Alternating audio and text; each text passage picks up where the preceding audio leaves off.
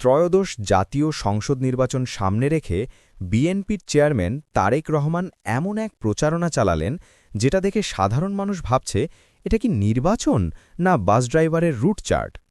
৭ জেলার সমাবেশে বক্তব্য, প্রতিটাতেই একটাই অনুরোধ, ধানের শীষে ভোট দিন, বিএনপিকে জেতান। সমাবেশ শেষে ভোরে ঢাকায় ফেরা, মানে প্রচারণা শেষ, ফজরের আজান শুরু।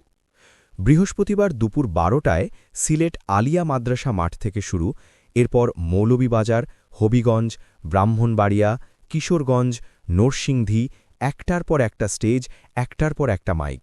রাত ১২:১২টায় ভৈরব, রাত ৩টে নরসিংদী, আর ভোর ৪:১৬ নারায়ণগঞ্জে প্রথম দিনের শেষ বক্তব্য। তখন মানুষ ঘুম থেকে উঠে নামাজে যাচ্ছে, আর উনি তখনও ভোট চাইছেন। বিএনপির মিডিয়া সেল জানায়, মাত্র ১৬ ঘণ্টায় ৭টা সমাবেশ শেষ করে বাসায় ফিরেছেন তারেক রহমান। সংক্ষেপে বললে, দিনটা ছিল নির্বাচনী প্রচারণা, আর রাতটা ছিল পুরোপুরি ওভারটাইম।